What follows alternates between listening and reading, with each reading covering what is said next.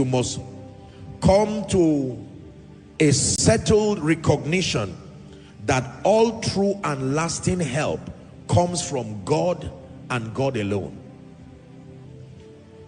All true and lasting help comes from God and God alone. Very profound. All true and lasting help comes from God and God alone.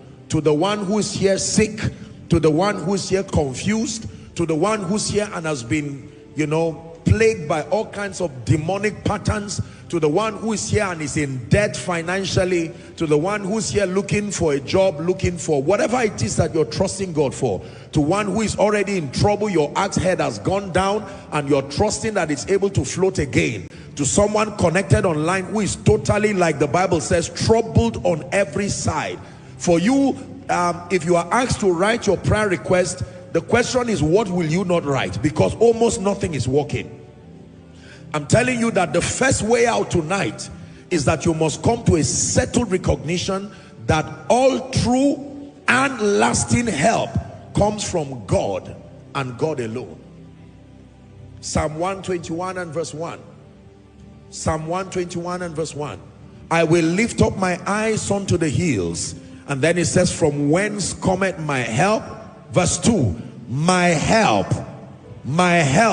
cometh from the Lord, the one which made the heavens and the earth. That means when you come to God, you must take away the possibility of plan B. In other words, I am here, but a part of me wants to respond to you. A part of me is hoping that if you don't walk, I can go down to Egypt. I can go down to the devil. I have plan B. It's amazing how many people come to God and they carry luggages of idols. And I'm not just talking of literal idols. Your pride, yourself, your degree, your certificate, your knowledge, whatever you know, you can put it side by side with God and hope that at least I'm already intelligent enough. I just need a little push from God. No.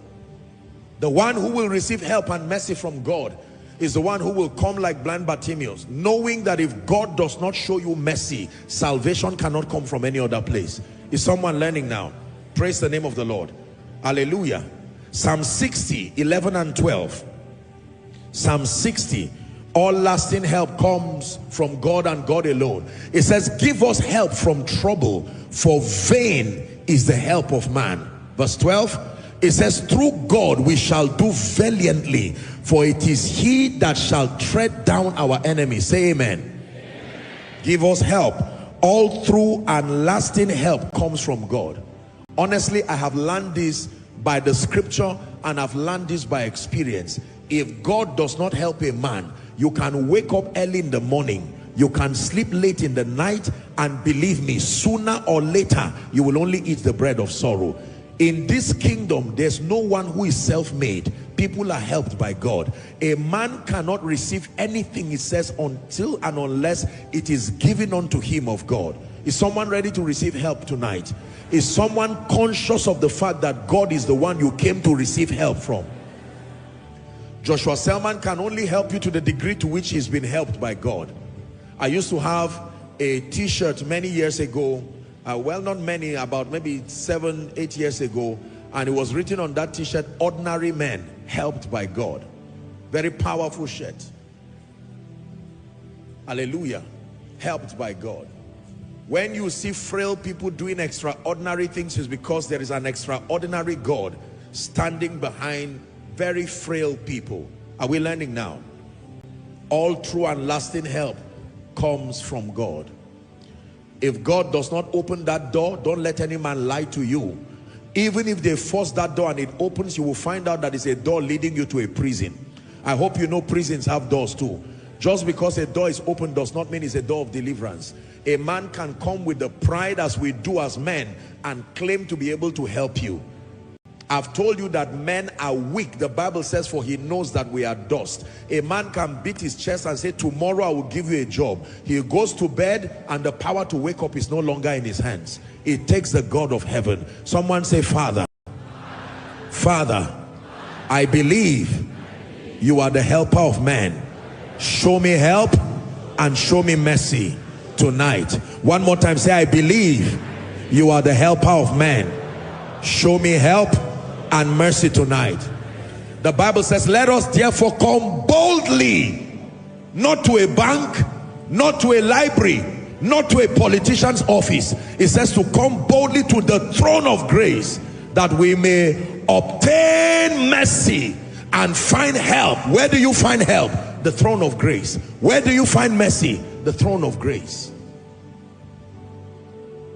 Yes, I know this about God. All true and lasting help, the help that makes an ordinary man become great, it comes from God. The help that makes Esther becomes queen comes from God. The help that makes Gideon become a warrior comes from God.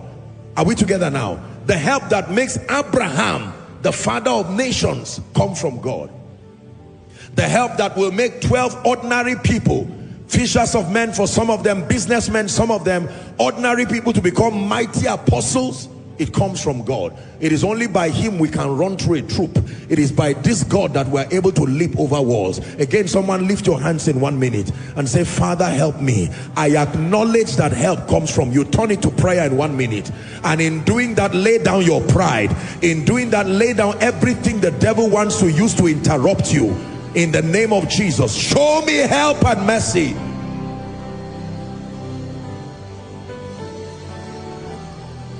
Man of God, pray. True and lasting help in ministry comes from God. True and lasting help in business comes from God. You can have a mall, a store, a supermarket. Only God brings the customers. Ladies and gentlemen, your hands can cook, but the power to eat comes from God. Go ahead and pray. 1 minute, you are praying.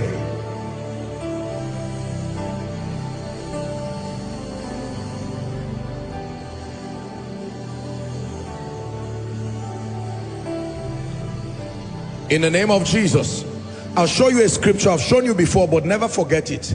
1 Chronicles 29, 11 and 12. Give it to us, please. 1 Chronicles. Let's read together, everybody. Ready? 1, 2, go.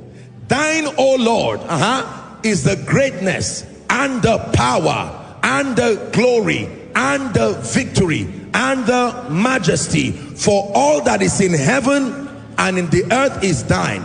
Thine is the kingdom, O Lord, and thou art exalted as head above all. Shout verse 12 now.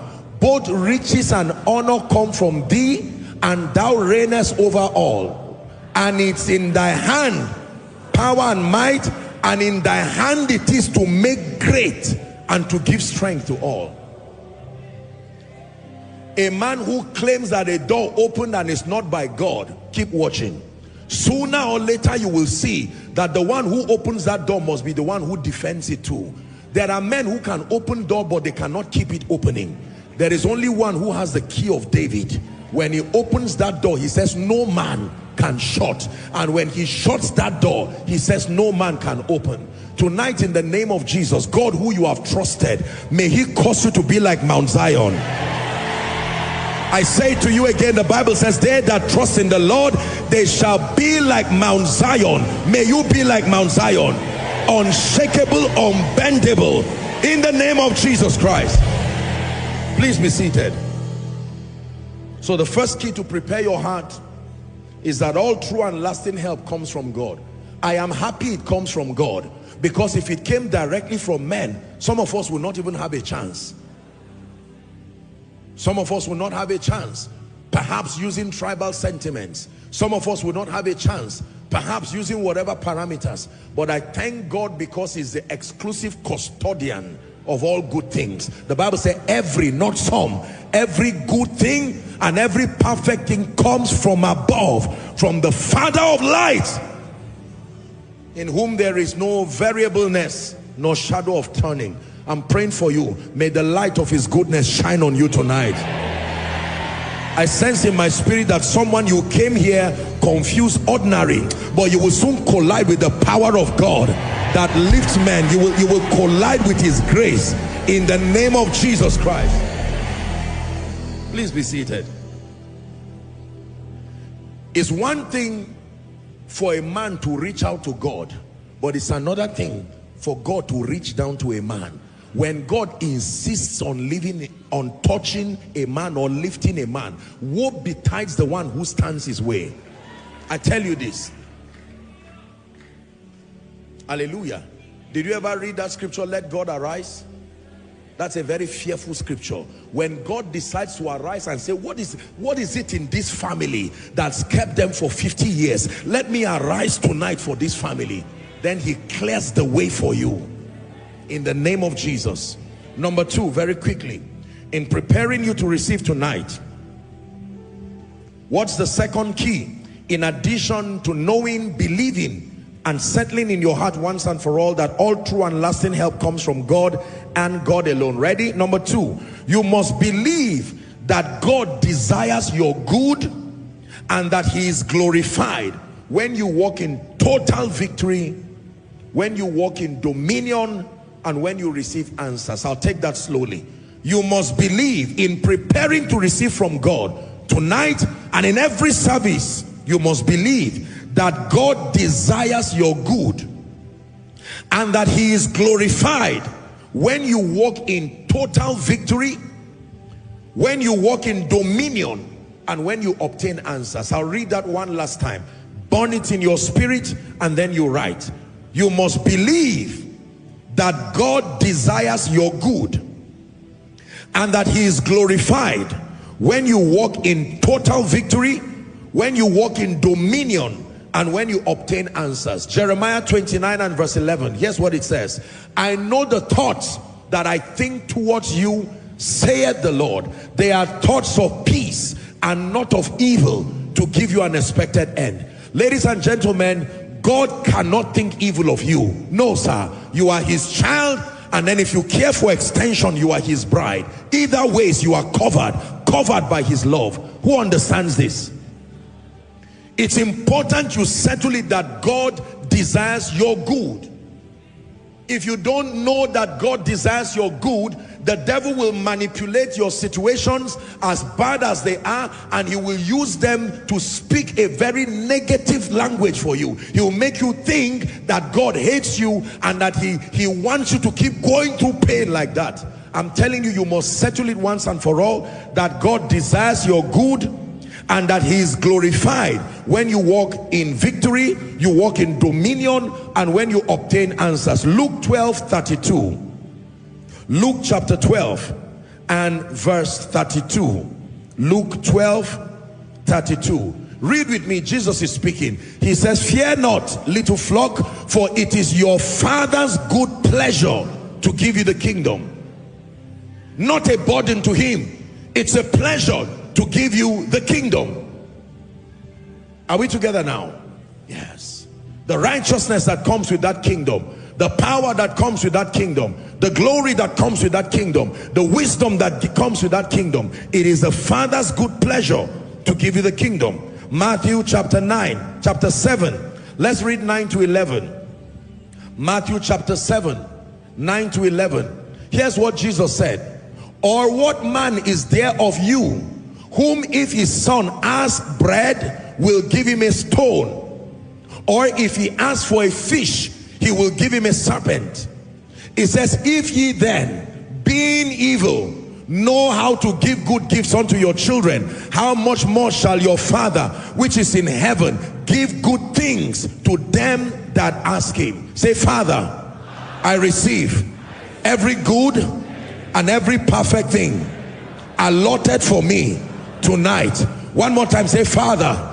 Make sure you participate. Say, Father, I receive every good thing and every perfect thing allotted to me tonight.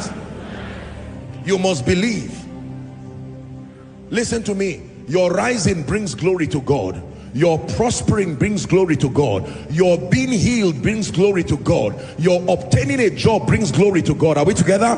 Your being able to pay your children's school fees without lying, without manipulation, without stress, it brings glory to God. Your spiritual vibrancy, loving Jesus in ever increasing dimensions, it brings glory to God. Your prayer life becoming healthy, void of distraction, brings glory to God. Your passion for the word brings glory to God. Your rising in influence brings glory to God. Your excelling in ministry, business, career, family